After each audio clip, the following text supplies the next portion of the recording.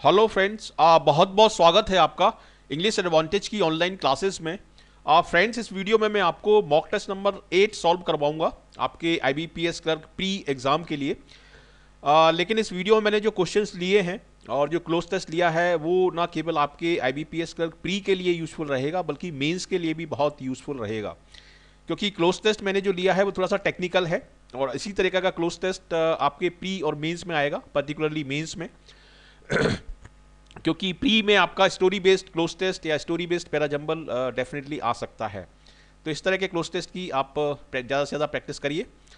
और ये mock test number 8 है। रिमेनिंग जो 7 मॉक टेस्ट है मैंने प्लेलिस्ट में अपलोड कर दिए हैं, तो वो सारे आप मॉक टेस्ट देखें और अपनी प्रिपरेशन को आप मेज़र कर सकते हैं रियल एग्ज़ाम से पहले कि क्या परफॉर्मेंस आपकी हो सकती है।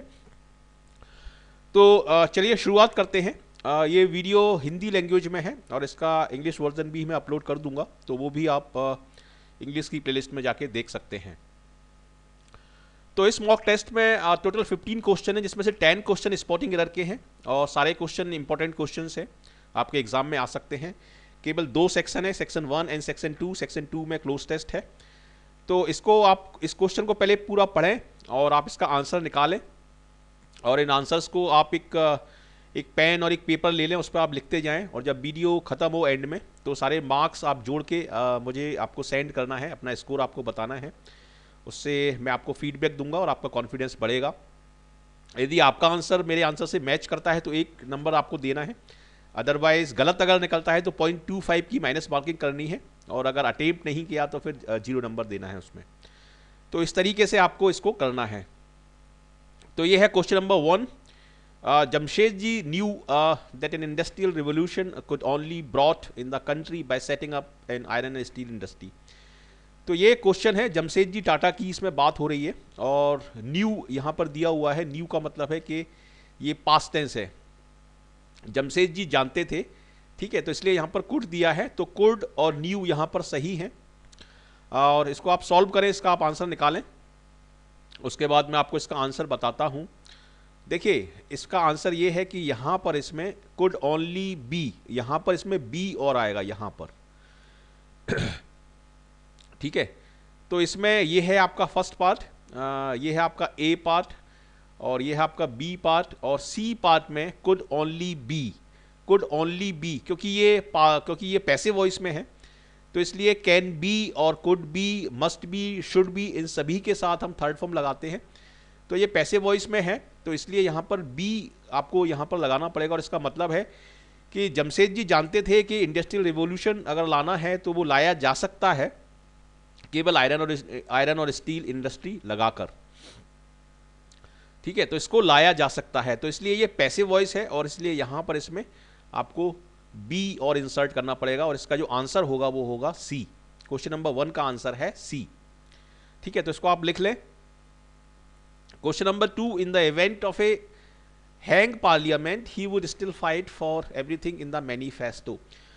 मैनिफेस्टो होता है जैसे जो इलेक्शन में जो कैंडिडेट लड़ते हैं उनका एक जो पार्टीज़ होती हैं उनका घोषणा पत्र होता है जिसमें सारे एजेंडा लिखे रहते हैं सारी पॉलिसीज़ लिखी रहती हैं, क्या क्या काम वो करेंगे अगर वो चुन लिए जाते हैं, उनका इलेक्शन में हो जाता है तो इसमें एक वर्ड आया है हैंग पार्लियामेंट, लेकिन ये वर्ड गलत है इस वर्ड की जगह जो सही वर्ड होगा वो होगा हंग पार्लियामेंट। हंग पार्लियामेंट एक टर्म होता है इसमें कॉन्स्टिट्यूशन में जिसमें कई सारी पार्टियां उसको कई सारी पार्टीज को वोट मिलते हैं, लेकिन कोई भी पार्टी को एब्सोल्यूट मेजॉरिटी में साथ उसमें वोट नहीं मिलते हैं। मतलब कोई भी पार्टी एब्सोल्यूट मेजॉरिटी के साथ जीत नहीं पाती है उसमें, और कुछ पार्टी का ज़्यादा है कुछ पार्टी का कम है, तो इस तरह से उसको हम बोलते हैं हंग पार्लियामेंट, ठीक है। तो इसमें आपका जो आंसर होगा 1 और 2, मतलब हैंग पार्लियामेंट की जगह आप बोलेंगे हंग पार्लियामेंट, और क्वेश्चन नंबर 2 में जो आपका आंसर होगा वो होगा सेकंड। चलिए देखते हैं आगे। ये है क्वेश्चन नंबर 3 और ये है क्वेश्चन नंबर 4। इस वीडियो को आप पॉज कर दें थोड़ी देर के लिए और उसके बाद आपको इन दोनों क्वेश्चंस को सॉल्व करके जो भी आंसर आता है वो आप लिख लें और उसके बाद मैं आंसर बताऊंगा, उससे आप मैच करें। सही निकलता है तो 1 नंबर, अदरवाइज 0.25 आपको करना है। और ये क्वेश्चन है, his strictly discipline has made him very unpopular among all the employees. तो ये तो थोड़ा सा सरल है। इसमें डिसिप्लिन चूंकि एक नाउन है, इसलिए इससे पहले हम यहाँ पर एडजेक्टिव लगाएंगे, और एडजेक्टिव जो होगा वो होगा स्ट्रिक्ट। स्ट्रिक्टली एक एडवर्ब है और वो वर्ब से पहले आएगा, लेकिन यहाँ पर डिसिप्लिन एक नाउन की बात हो रही है, इसलिए यहाँ पर होगा स्ट्रिक्ट। और क्वेश्चन नंबर 3 का आंसर होगा आपका ए। क्वेश्चन नंबर 4 देखिए ये भी बहुत ट्रिकी क्वेश्चन है, और इस तरह के क्वेश्चन बैंकिंग एग्जाम में बहुत आते हैं। इस वाले कॉन्सेप्ट को आप अच्छे तरीके से समझ लें, और इसमें गलती क्या है मैं आपको बताता हूं। पहले इसको आप सॉल्व करें और इसका आंसर निकालें और आंसर लिख लें। जो भी आपका आंसर है A B C D E, no error भी हो सकता है, तो नो एरर यदि है ये सेंटेंस तो फिर ई आपका आंसर होगा इसमें। तो ये जो सेंटेंस है ये थर्ड कंडीशन का सेंटेंस है, अनफुलफिल्ड कंडीशन, जिसमें फर्स्ट पार्ट में हम हैड लगाते हैं और रिजल्ट पार्ट में हम लगाते हैं वुड हैव, और दोनों के साथ ही इसमें वर्ब की थर्ड फॉर्म का प्रयोग होता है।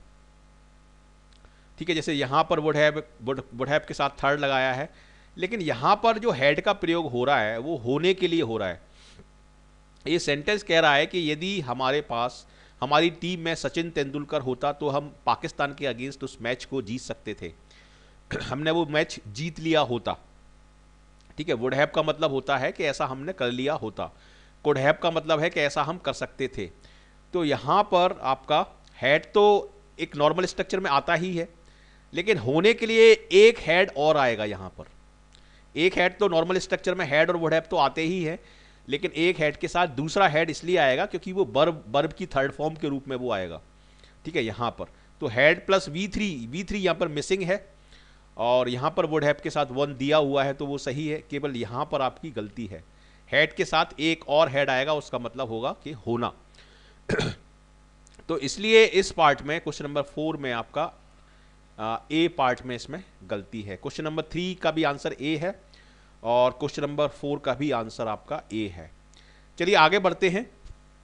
ये दोनों क्वेश्चन आप पढ़ें और इसको आप देखें, वीडियो को पॉज करके इनको आप सॉल्व करें। इसी तरीके के क्वेश्चन आपके एग्जाम में आएंगे। ये है क्वेश्चन नंबर 5 और ये है question number 6। The old man tried to tell us, देखिए what has happened what his voice was not audible to us। मतलब ओल्ड मैन ने हमको कुछ बताने की कोशिश की, लेकिन उनकी जो वॉइस थी ओल्ड मैन की वो ऑडिबल नहीं थी। उसको सुनाई देने में बड़ी दिक्कत थी, उसको सुनने में बड़ी दिक्कत थी, मतलब ऑडिबल नहीं थी वो। तो इसमें गलती कहाँ है? देखिए यहाँ पर है इसमें ट्राइड का मतलब ये है कि पास्ट टेंस में हम बात कर रहे हैं।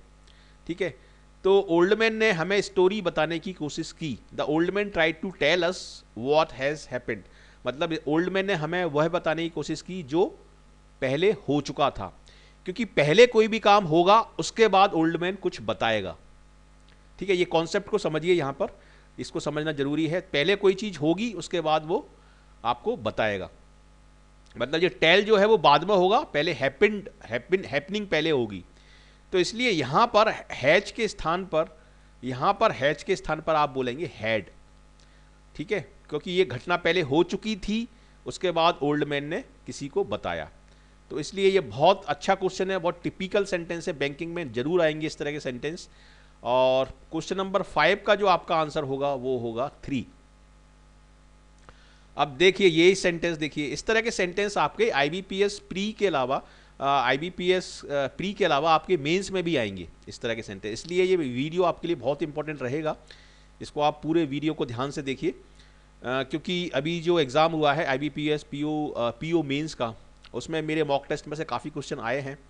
तो इसी तरह के क्वेश्चन आपके IBPS क्लर्क एग्जाम में प्री और मेंस में डेफिनेटली आएंगे, और इस तरह के क्वेश्चन तो आपके मेंस में भी आ सकते हैं। The governor and chancellor have given assurance to sort out the problems without much delay। यहाँ पर ये sort out अलग अलग होगा थोड़ा सा। चलिए यहाँ पर देखिए क्या गलती है। यहाँ पर देखिए गवर्नर और चांसलर ये 2 पोस्ट हैं। ठीक है, लेकिन एक ही व्यक्ति के पास ये 2 पोस्ट हैं। एक ही व्यक्ति गवर्नर भी है और एक ही व्यक्ति चांसलर भी है। ठीक है, ऐसा नॉर्मली होता है।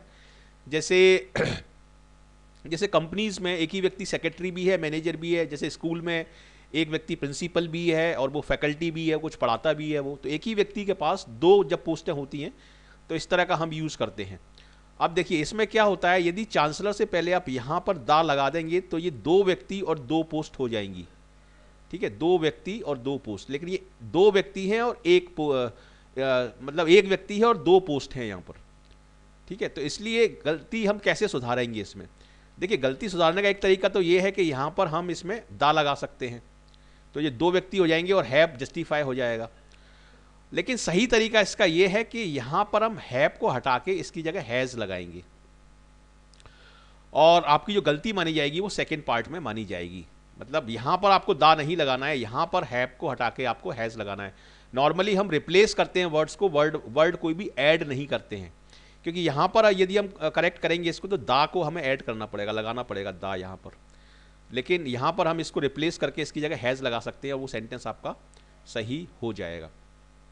तो इस तरह के सेंटेंस को सही करने के लिए हमेशा हम हेल्पिंग वर्ब में ही करेक्शन करते हैं। तो सेकंड इसका आंसर होगा आपका, क्वेश्चन नंबर 6 का आंसर होगा आपका सेकंड। अब आ जाइए, ये है क्वेश्चन नंबर आपका 7 और ये है आपका क्वेश्चन नंबर 8, इसको आप पढ़ें।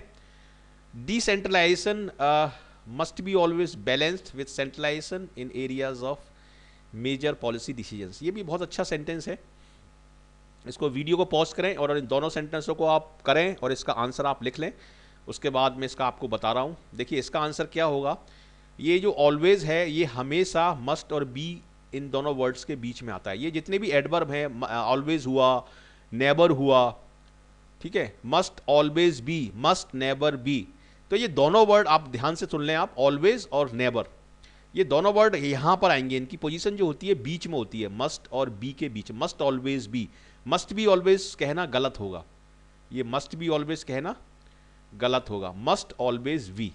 तो इसलिए इसका जो आंसर होगा वो होगा आपका 1, 7 का आंसर होगा 1।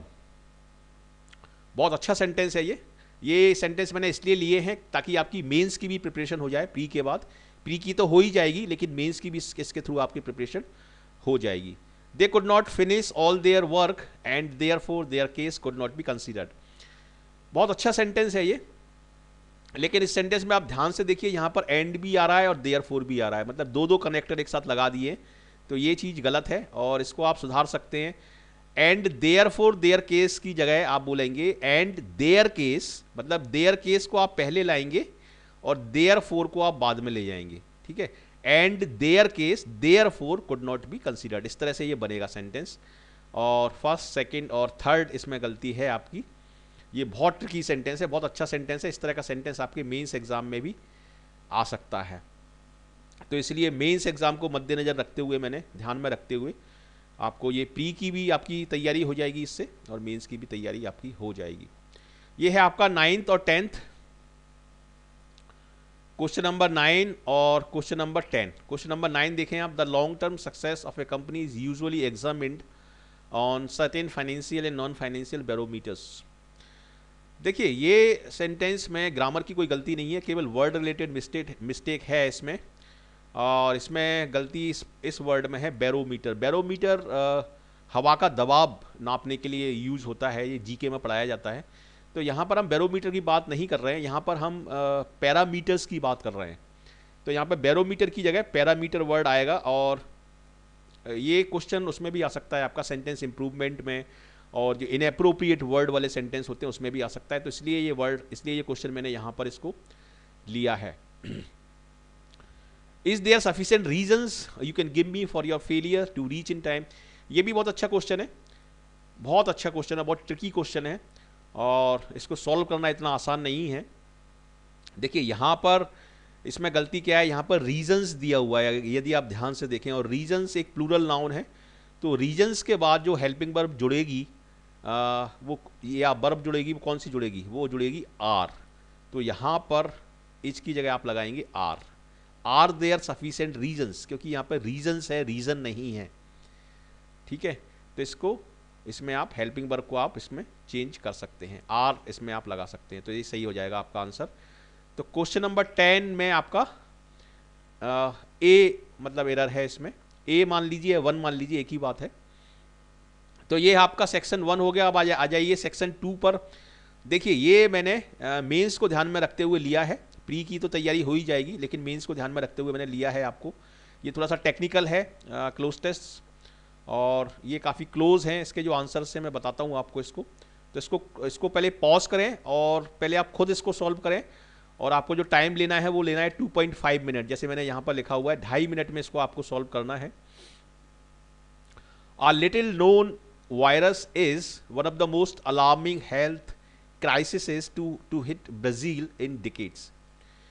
ठीक है, एक वायरस की बात हो रही है, शायद यहाँ पर जीका वायरस की बात हो रही है जो ब्राज़ील में बहुत फैला हुआ है। तो a little known virus is, अब देखिए ऑप्शन क्या दी है, कॉजिंग, प्रोड्यूसिंग, क्रिएटिंग, डेवलपिंग और मेकिंग। तो क्राइसिस को कॉज कर रहा है, क्राइसिस किस लिए पैदा हो रही है, किस कारण की वजह से पैदा हो रही है, उसका रीज़न है वायरस। तो इसलिए यहाँ पर 1 में जो आपका ऑप्शन में जो आंसर होगा वो होगा कॉजिंग। ठीक है, प्रोड्यूसिंग वर्ड थोड़ा सा अलग है, प्रोड्यूसिंग नहीं आएगा, क्रिएटिंग नहीं आएगा इसमें, कॉजिंग, क्योंकि उसकी वजह से वो चीज़, वो क्राइसिस पैदा हो रही है। Thousands of cases of brain damages in which babies are born with small heads have been reported. अब मतलब इस जीका वायरस की वजह से कुछ हेल्थ इश्यूज क्रिएट हो रहे हैं, और इसके वजह से जो बच्चे जो पैदा हो रहे हैं उनके जो हेड्स हैं वो कैसे हैं, अनयूजुअली स्मॉल हेड्स हैं। देखिए इसमें एबनॉर्मली भी दिया है, लेकिन एबनॉर्मल का सेंस अलग होता है, अनयूजुअली का अलग होता है। हालांकि ये दोनों एक दूसरे के सिनोनिम्स हैं, लेकिन अनयूजुअली का मतलब होता है कि जिस तरीके का हम एक्सपेक्ट कर रहे हैं उस तरह का नहीं है वो कोई चीज़। ठीक है, और एबनॉर्मल का मतलब है कि वो चीज़ सिस्टम के अकॉर्डिंग नहीं है, या सिस्टम को कंफर्म नहीं कर रही है। इन दोनों में अंतर है, थोड़ा सा बारीक अंतर है, लेकिन यहाँ पर अनयूजुअली वर्ड आएगा क्योंकि जिस तरह का हम एक्सपेक्ट कर रहे हैं उस तरह का नहीं हो रहा है। तो यहाँ पर आएगा unusually small heads have been reported, many pregnant women across Brazil are in. देखिए बहुत सारी जो प्रेग्नेंट महिलाएं हैं वो इस जीका वायरस की वजह से क्या कर रही हैं, अब देखना पड़ेगा। यहाँ पर थर्ड में, सॉरी ये 13 है आपका, ये 13 है, 13 क्वेश्चन नंबर 13 में आप देखें तो यहाँ पर आएगा पैनिक। ठीक है, वो घबरा रही है, परेशान हो रही है, तो उस सिचुएशन को हम बोलते हैं पैनिक। अब देखिए यहाँ पर डिलेमा भी दिया है, तो डिलेमा नहीं आएगा, डिलेमा का मतलब कंफ्यूजन होता है, और रिस्क से पहले एट आता है तो रिस्क नहीं आएगा, तो इसलिए यहाँ पर पैनिक वर्ड एकदम सही रहेगा, पैनिक इसका आंसर होगा। The government under criticism for not acting sooner is urging them, urging मतलब गवर्नमेंट महिलाओं से रिक्वेस्ट कर रही है, अर्जिंग दैम का मतलब महिलाएं, them to take every precautionary measure मतलब सावधानियां बरतें, प्रिकॉशनरी मेजर टू, अब यहाँ पर 4 में या 14 में आएगा आपका, 14 में आएगा आपका अवॉइड। इग्नोर भी एक वर्ड दिया है इसमें, लेकिन इग्नोर का मतलब है होता है कि कोई चीज़ आपके सामने है उसको आप देख नहीं रहे हैं, देखते हुए भी अनदेखा कर रहे हैं, तो वो होता है इग्नोर। जबकि अवॉइड का मतलब है कि उसको पूरी तरीके से दूर हटाना उससे, मतलब ऐसी सिचुएशन करना कि वो चीज़ मॉस्किटो वहाँ पर आ ही नहीं पाए। ठीक है, तो precautionary measure to avoid mosquito bites, मतलब वहाँ की जो गवर्नमेंट है वो महिलाओं से बोल रही है, जो प्रेग्नेंट वीमेन है, कि मॉस्किटो बाइट्स को पूरी तरीके से आप अवॉइड करिए। ठीक है, with one official suggesting women living in mosquito prone areas to postpone having children, मतलब एक ऑफिशियल ने ये भी बोला है कि अभी आप अपना जो बच्चे पैदा करने का जो प्रोसेस है वो उसको थोड़ा सा आप डिले करें, क्योंकि अभी जीका वायरस फैला हुआ है।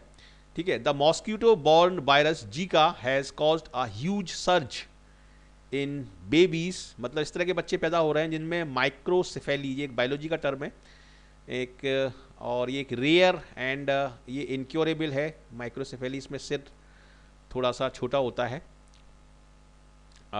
Incurable condition in which their heads are unusually small. ठीक है, तो यहाँ पर इनक्योरेबल वर्ड आएगा आपका, और यहाँ पर आपका अवॉइड होगा, यहाँ पर आपका पैनिक होगा, और यहाँ पर आपका अनयूजुअली होगा। इस तरीके से आप इसको कर सकते हैं, और यहाँ पर आपका कॉजिंग होगा। देखिए ये थोड़ा सा टेक्निकल है, और इस तरह का मेंस में आपका आएगा, क्लोज टेस्ट यदि आपका आता है मेंस में तो इसी तरीके का आएगा। ये मोस्ट इंपॉर्टेंट है, एक रेलिवेंट क्लोज टेस्ट है, अभी इसका बहुत चर्चा थी अभी इसकी, और अभी भी चर्चा है इसकी जीका वायरस की। तो इस तरह के रेलिवेंट पैसेजेस डेफिनेटली आपके एग्जाम में आ सकते हैं, लेकिन स्टोरी बेस्ड पैसेज और story based parajumble, story based cloze test आपके प्री में डेफिनेटली आ सकते हैं, तो उनकी भी आप प्रैक्टिस करें, ज़्यादा से ज़्यादा आप प्रैक्टिस करें। और इस समय कम से कम 4 से 5 मॉक टेस्ट आप डेली सॉल्व करें, जिसमें से 3 से 4 आपके इंग्लिश के अलग से करें, आप 30 नंबर के इंग्लिश के, और 4 से 5 आपके फुल मॉक टेस्ट आप सॉल्व करें। डेफिनेटली आपका प्री और मेंस दोनों एग्जाम में आपका सिलेक्शन हो जाएगा। देखिए यहाँ पर मैंने ये सारे वर्ड्स को डिफ्रेंशिएट किया है कि अवॉइड क्या है, इग्नोर क्या है, निगलेक्ट क्या है। देखिए निगलेक्ट का मतलब होता है कि लापरवाही, जिस काम को आपको करना चाहिए आप उस काम को यदि नहीं कर रहे हैं तो उसको हम बोलेंगे नेग्लिजेंस या निगलेक्ट। इग्नोर का मतलब क्या है, देखिए do not acknowledge the presence of someone, किसी को देखते हुए भी अनदेखा करना, उसको हम बोलते हैं इग्नोर।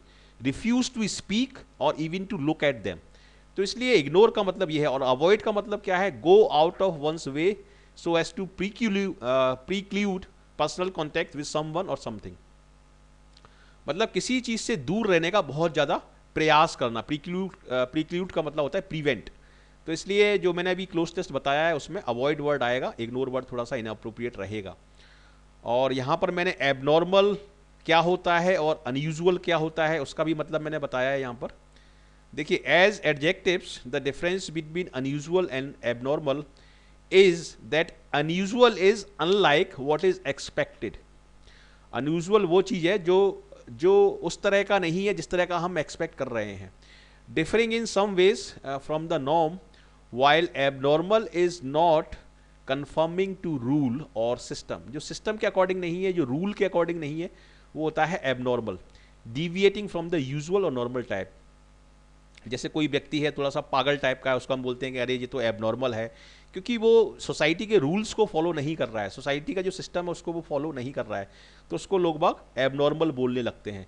लेकिन अनयूजुअल वो होता है जब जो हम एक्सपेक्ट कर रहे हैं वैसा नहीं होता, उससे कुछ अलग होता है, उसको हम बोलते हैं अनयूजुअल। यहाँ पर ये हंग पार्लियामेंट क्या होता है उसको मैंने डिफाइन किया है कि when no single political party और block of allied parties has an absolute majority, मतलब किसी भी पार्टी को 4 या 5 पार्टी हैं यदि पार्लियामेंट में और किसी भी पार्टी के पास एब्सोल्यूट मेजॉरिटी नहीं है तो उसको हम बोलते हैं हंग पार्लियामेंट। ठीक है, तो इस तरीके से आप इसको सॉल्व कर सकते हैं। तो ये है आपका स्कोर कार्ड। यदि इस मॉक टेस्ट में आपके 15 नंबर आए हैं तो आपकी परफॉर्मेंस आउटस्टैंडिंग मानी जाएगी और सेक्शनल कट ऑफ डेफिनेटली आपका क्लियर होगा। 9 से 12 में भी एक्सीलेंट मानी जाएगी, 6 to 9 में वेरी गुड, लेकिन यहाँ पर आपको काफ़ी प्रैक्टिस करने की ज़रूरत है क्योंकि सेक्शनल कट ऑफ ऊपर जा सकता है। 4 to 6 सेटिस्फैक्ट्री है लेकिन काफ़ी प्रैक्टिस करने की ज़रूरत है आपको, और बिलो 4 में आपकी परफॉर्मेंस काफ़ी डिसअपॉइंटिंग है, काफ़ी निराशाजनक है और बहुत ज़्यादा प्रैक्टिस करने की ज़रूरत है आपको। तो इसके अकॉर्डिंग आप अपनी प्रिपरेशन को मेज़र कर सकते हैं, आप देख सकते हैं कि रियल एग्ज़ाम से पहले आपकी प्रिपरेशन लेवल क्या है और किस तरह की आपकी तैयारी है, और उसके अकॉर्डिंग अपना प्लान ऑफ एक्शन आप चेंज कर सकते हैं। तो कैसा लगा आपको ये मॉक टेस्ट नंबर 8? यदि आपको यूजफुल लगा, अच्छा लगा आपके एग्ज़ाम के लिए, आपकी सफलता के लिए, तो ज़रूर इसको लाइक करिए, शेयर करें अपने फ्रेंड्स के साथ ताकि उनका भी फ़ायदा हो, क्योंकि काफ़ी सारे स्टूडेंट्स कोचिंग और इस तरह के इंस्टीट्यूट को अफोर्ड नहीं कर पाते हैं, तो उनका भी भला होगा, डेफिनेटली उनका भी बहुत ज़्यादा फ़ायदा होगा। तो प्लीज़ इसको ज़रूर शेयर करें और कमेंट करके प्लीज़ मुझे बताएं कैसा लगा आपको ये मॉक टेस्ट, और अपना स्कोर मुझे भेजना नहीं भूलें, ज़रूर भेजिए। काफ़ी सारे स्टूडेंट अपना स्कोर भेज रहे हैं और मैं अपना फीडबैक भी उन पर दे रहा हूँ, तो ज़रूर अपना आप स्कोर भेजिए मुझे कमेंट में। और यदि आप फर्स्ट टाइमर हैं इस चैनल पर और यदि अभी तक आपने इस चैनल को सब्सक्राइब नहीं किया है तो प्लीज़ ज़रूर जुड़िए हमारे साथ, आपका बहुत बहुत स्वागत है इस चैनल पर। और इस चैनल में हमारी कोशिश यही रहती है कि सभी स्टूडेंट जो इस चैनल पर आते हैं उनको नोटिफिकेशंस टाइम पे मिलें, और उनको जो भी वो एग्ज़ाम दे रहे हैं उसमें उनको सफलता प्राप्त हो।